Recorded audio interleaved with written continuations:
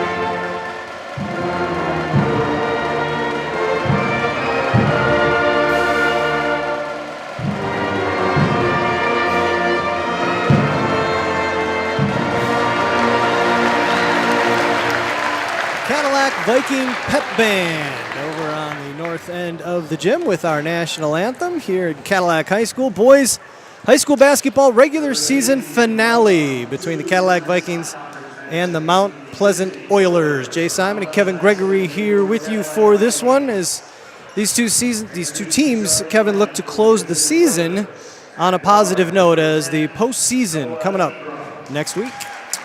Absolutely. You know, we talked about that in pregame, and this is what it's all about. If you're, if you weren't chasing that league championship, now you can chase that district championship.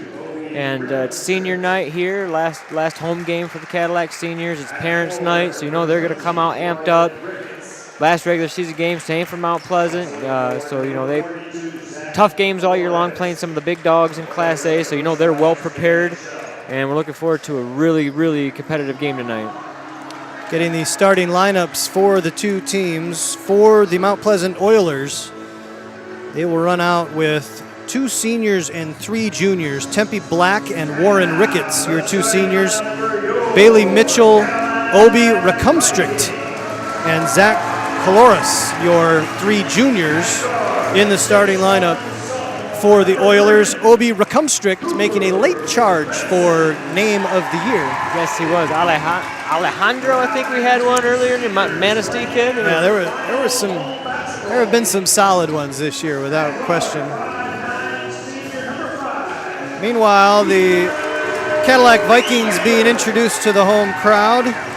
They will run out with 3 seniors and a pair of sophomores as Keegan Brooks and Cooper Benson, the 2 sophomores, Ethan Baker and Cam McTaggart, senior backcourt mates, and then Quinn Crago, the big man in the middle for the Vikings. Same 5 that have started, I believe, all season long. I've not seen a different starting lineup. Although, actually, now that I look up, I think we've got Barczewski. Tyler Barczewski is starting this game. I didn't even see who he replaced. Well, it's senior night. I think he's replacing Keegan. So they're going to give him the start. And, you know, he's been their spark plug off the bench most of the year. He comes in and attacks the basket with those unorthodox angles and always able to get to the line, it seems like 5-6 times a game. So I don't think you're losing anything there, and good for him getting a start in his last home game. Absolutely. That'll teach me to jump the gun. There are just 4 seniors on the Viking roster, so all 4 getting the start tonight. Quinn Crago wins the tip for the Vikings, and we are underway.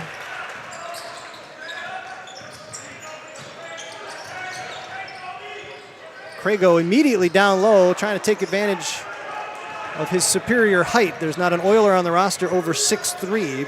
Bailey Mitchell, the biggest on the roster from a height standpoint.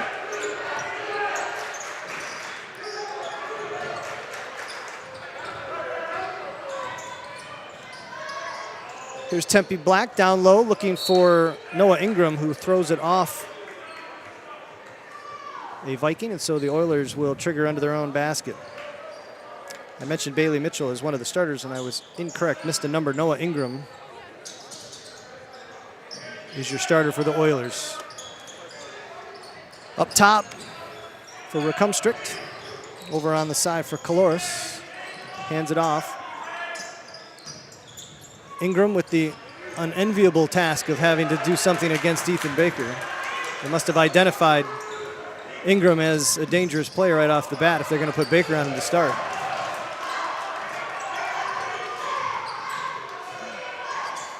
Drive there by Warren Ricketts, and Ricketts did a nice job to even get that shot off as he stumbled on the drive. Both teams starting out in the man-to-man, Jay. It'd be interesting to see how that plays out. You know, these teams don't play in the same conference, don't know how much they know about each other. We've seen a 2-3 against Cadillac all year long, and with the height difference with Quinn down there, if they're going to stick to man-to-man, he might get some easy looks down there. McTaggart missed a 3. Crago saves it to McTaggart, who misses another bunny. And now coming the other way of the Oilers. 6:20 to go here in the opening quarter, no score. Ingram will take the 3. No good. McTaggart all alone for the board. Barczewski down for Crago. Turning against the much smaller Warren Ricketts. Ricketts giving up a good 5 or 6 inches, and Crago taking advantage with the short jumper, gets the Vikings on the board first. Nice soft touch by Quinn. He's got that 8 to 10 foot soft touch that if your big man has that, just makes him a versatile weapon. Top of the key, this is Tempe Black. Looking down low, nice feed. Ingram cut off. Caloris out.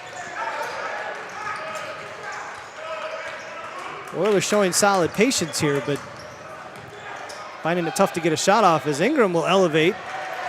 There's a long 2 in and out. Cadillac doing a great job in their help and recover. It's a rare occasion where they get beat off the dribble, and when they do, you got a guy coming to help in the middle, and he recovers out to that shooter very quickly, forcing Mount Pleasant to move the ball 5, 6, 7 passes. McTaggart looking for Crago, and it's going to go off Crago's hands. That got tapped before it got to Quinn. 5 minutes to go here in the opening quarter. I'm going to keep an eye on Noah Ingram. You know, he's got Baker on him, and we mentioned how we appreciate watching Baker's on the ball, off the ball defense, and I've seen a couple of, let's call it, trying to get some space shivers already early on in the first quarter. Yeah, there's been a couple little arms extended pushes thus far, but he wouldn't be the first, nor will he be the last to do that against Ethan Baker. They're just getting to know each other a little better. That's what it is. Crago finds McTaggart. Barczewski quickly swallowed up. Baker for 3. In and out. Crago, though, with the strong rebound, the hoop and the horn. Love the shot by Baker. Love the cleanup by Quinn. That was great ball reversal. Barczewski takes it to the baseline. Looked to throw it out to Ethan, but it was great help defense by Mount Pleasant, so he throws it up top to Benson, who made the extra pass to give Ethan the wide open shot, and you like him taking that. You catch the ball in rhythm, and there's nobody within 8, 10 feet of you. You pull the trigger, and he did. Senior night, don't be bashful. Quinn cleaning it up. Crago's got all 5 Cadillac points. It's a 5-0 lead for the Vikings. 4:20 to go here in the first quarter. Here's Black. Kicks it out for Recumstruct. Taking it baseline, gets his own rebound. Hangs in the air, and Obi Recumstrict. It's Recumstrict. I'm pretty sure the emphasis was on the first syllable. Well, that was a fantastic finish. He hung in the air, adjusted the shot, able to put it off the glass. Great basket. Trying to find Crago down low. That bounce pass a little too low for the big man, but they're going to get a break as it goes off the foot of one of the Oilers. Well, it didn't take Mount Pleasant long to do what's been done all season long, and that's put a nice little triangle around big number 40 there for Cadillac. Crago with a rare foray outside the rim. Makes a nice little curl there. The defense got a little lost. I don't know how you lose a man 6'6", but they did, and Crago lays it up and in. It's a 7-2 Viking lead. 3.5 remaining here in the first. This is Logan Buchkowski, excuse me. It's a nice save there by Rickenstricht. Black driving, elevating. Crago trying to take the charge. That's a tough no call. I'm sure that Black that Crago wants the offensive charge, but it's one of those situations I think maybe they don't make that call because Black barely made contact with Quinn, really. He did, but he barely made contact with him. Cooper Benson with some hustle taps it out of bounds.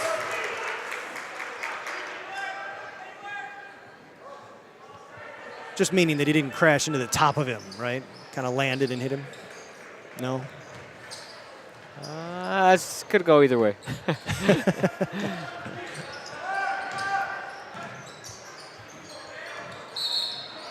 And stepping on the end line is Warren Ricketts. That just shows you the kind of player, though, that Quinn is. I mean, he gets a lot of blocks, right? But he gets a lot of blocks by not leaving his feet and just having great position. It takes a lot of courage if someone's barreling down on the rim just to stand there straight up. Did a good job. Could have gone either way. It's good no call. 3 minutes to go here in the first. Crago swung around for Keegan Brooks, who's checked into the game. Crago trying to find the baseline and now dribble it off his own leg and out of bounds.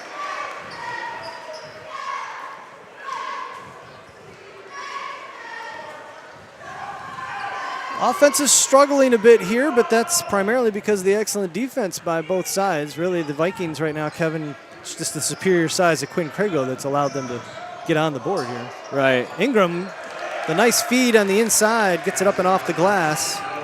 Noah Ingram's got some springs, Kevin.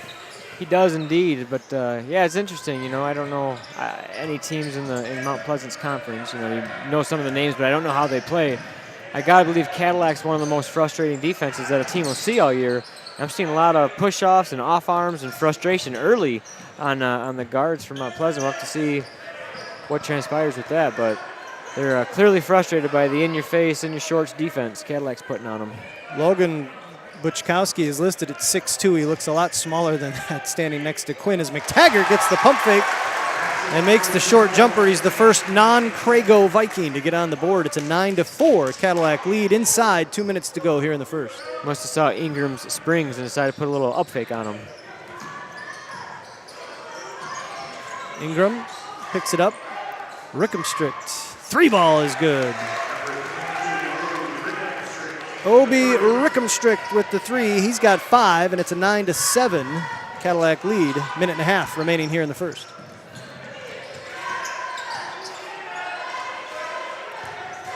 Crago out for Cooper Benson for 3. And Keegan Brooks is going to be unable to collect it as he got boxed out, I guess, technically. Well, I was going to say, you If not held, saw it too, so if that's not good. held. That's good. Coach Ryan Bensberg has never been one to not like to discuss the finer points of the game with the officials, and I would be most certain that there would be a few talking points at the next timeout. It is very physical down there tonight, very physical. Bailey Mitchell has checked into the game for the Oilers.